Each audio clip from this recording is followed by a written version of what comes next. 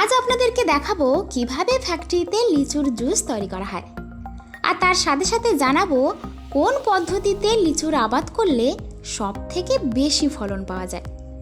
এবং ফ্যাক্টরিতে লিচুর জুস তৈরি করা ছাড়া এই লিচু দিয়ে আর কোন কোন ধরনের খাবার তৈরি করা হয় সেটাও আপনাদেরকে দেখাবো। আর তার সাথে জানাবো চীনের বিখ্যাত লিচুর ব্যাপারে, যে লিচু আপনারা এর আগে কোনো দিন দেখেননি। আর সব লাস্টে এমন একটা ফল দিয়ে জুস তৈরি করা দেখাবো যে ফলটা দেখে প্রত্যেকটা মানুষ ঘেন্না করে, অথচ সেই ফল দিয়েই তৈরি হয় সুস্বাদু খাবার। আজকের ভিডিও অনেক বেশি ইন্টারেস্টিং হতে চলেছে, এজন্য ভিডিওর একটা পয়েন্টও মিস করবেন না। তো চলুন বেশি দেরি না করে শুরু করা যাক আজকের ভিডিও। লিচু হারভেস্টিং অ্যান্ড ফ্যাক্টরি মেকিং। লিচুর ব্যাপারে তো আমরা সবাই জানি যে এটা আমাদের দেশে বছরে একবার হয়, আর এটা খেতে অনেক সুস্বাদু। আর এই লিচুর আবাদ সব থেকে বেশি ভারতের ওয়েস্ট বেঙ্গলের মুর্শিদাবাদ, মালদা আর বাংলাদেশে হয়ে থাকে। কিন্তু এখন যে লিচুর হারভেস্টিং প্রসেস আপনারা দেখতে পাচ্ছেন, এটা সম্পূর্ণ আলাদা।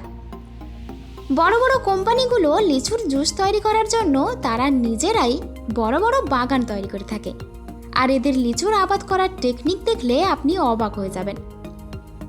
এখানে লিচুর চাষ ঠিক সেই রকমভাবে করা হয় যেমনভাবে একটা ছোট্ট বাচ্চাকে লালন পালন করে বড় করা হয়। এখানে গবেষকরা গাছগুলোকে অত্যাধুনিক মেশিন এবং যন্ত্রপাতির সাহায্যে মেডিকেল টেস্ট করে এবং ঠিক সময় মতো কীটনাশক ওষুধ ব্যবহার করে। তারপর যখন গাছে ফল ধরে হালকা লাল হয়ে যায়, তখন নেট দিয়ে পুরো বাগানকে ঘিরে ফেলা হয়। সাধারণ মানুষের পক্ষে এরকমভাবে বড় বড় গাছকে ঘেরা সম্ভব নয়। এখানে এই গাছগুলোকে ঢাকার জন্য বড় বড় মেশিন ব্যবহার করা হয়। এরকমভাবে ঢাকার কারণ হচ্ছে লিচুকে পাখির হাত থেকে বাঁচানোর জন্য, কারণ পাখিরা লিচু খেতে অনেক বেশি পছন্দ করে, বিশেষ করে সব থেকে বেশি পছন্দ করে বাদুড়। আর তাদের হাত থেকে বাঁচানোর জন্য এরকমভাবে নেট দিয়ে ঢাকা হয়। তারপর যখন লিচুগুলো পেকে একদম পাড়ার মতো হয়ে যায়, তখন লিচুগুলোকে একটা একটা করে পাড়া হয়। আমাদের এখানে গ্রামাঞ্চলে লিচু ডাল সহ ভেঙে থোকা বাঁধা হয়, কিন্তু ফ্যাক্টরি প্রসেসের জন্য এরকমভাবে পাড়া হয় না। প্রত্যেকটা লিচুকে একটা একটা করে পেড়ে নেওয়া হয়। তারপর সমস্ত লিচু পাড়া হয়ে গেলে নিয়ে চলে যাওয়া হয় ফ্যাক্টরিতে। এখানে সর্বপ্রথমে লিচুগুলোকে ভালো করে ধুয়ে পরিষ্কার করা হয়। তারপর কার্টুনগুলো নিয়ে চলে যাওয়া হয় ফ্যাক্টরির ভিতরে, যেখানে কয়েকজন ওয়ার্কার একসঙ্গে কাজ করে।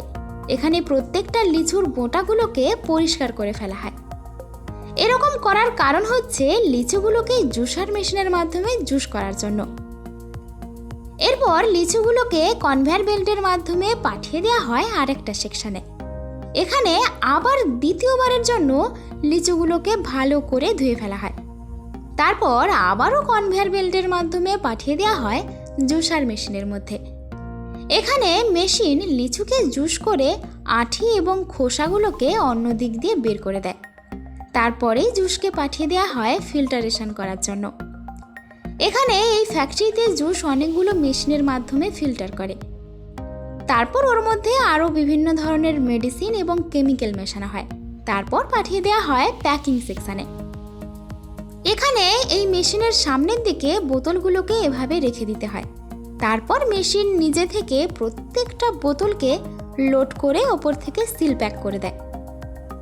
এই লিচুর জুস সব থেকে বেশি বাচ্চারা খেতে পছন্দ করে, আর এই জুস যদি বেশি মাত্রায় খাওয়া যায় তাহলে পেটের অনেক রকম সমস্যা হতে পারে, কারণ এই জুসের মধ্যে অনেক ধরনের কেমিক্যাল মেশানো হয়, যেগুলো বেশি মাত্রায় খাওয়ার ফলে পেটের সমস্যা দেখা যায়।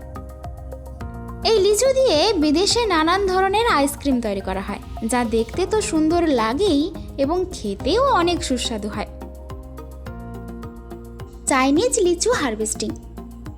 এই চীনের লিচু দেখতে সম্পূর্ণ আলাদা, কিন্তু এর সুগন্ধি আর স্বাদ একদম একই রকম।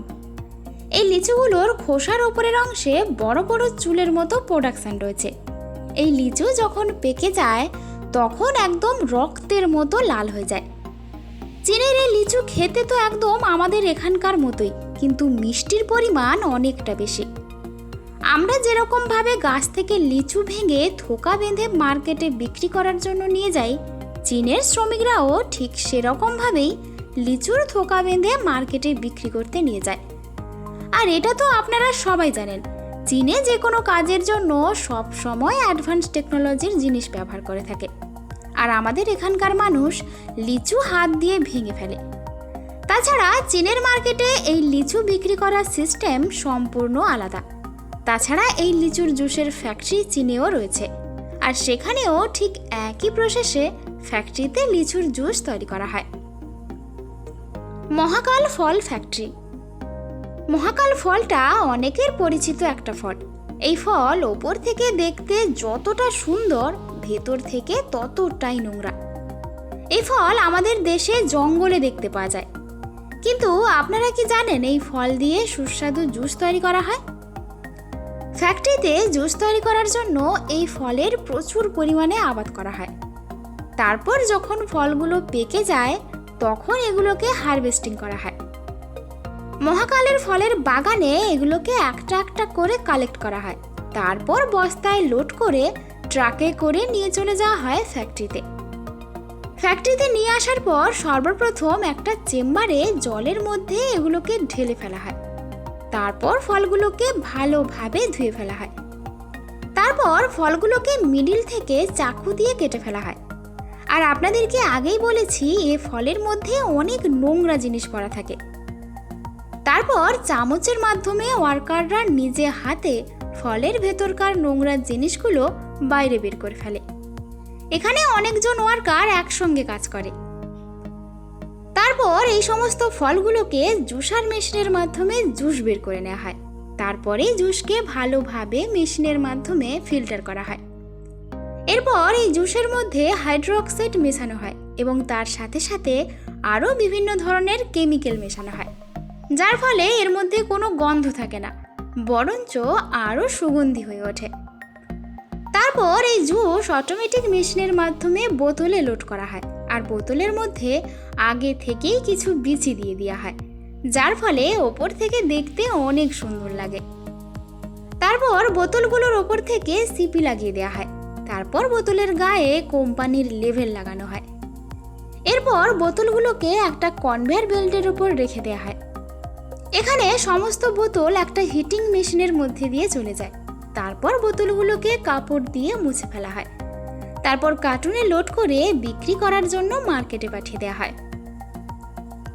তো বন্ধুরা, আপনাদের জন্য আমরা অনেক মজাদার মজাদার ভিডিও প্রতিনিয়ত নিয়ে আসি। যদি ভিডিও ভালো লেগে থাকে তো একটা লাইক অবশ্যই করবেন। তার সাথে চ্যানেলকে সাবস্ক্রাইব করতে একদমই ভুলবেন না। আর হ্যাঁ, এর সাথে পাশের বেল আইকনে ক্লিক অবশ্যই করবেন, যেন নতুন ভিডিও সবার আগে দেখতে পান।